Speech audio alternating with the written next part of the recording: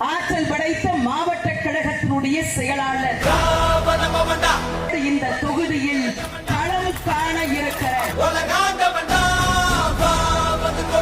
உங்கள் வீட்டு பிள்ளை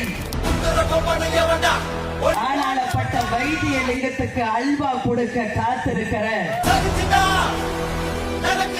என் பாசத்திற்குரிய அருமை எண்ணன் சேகர்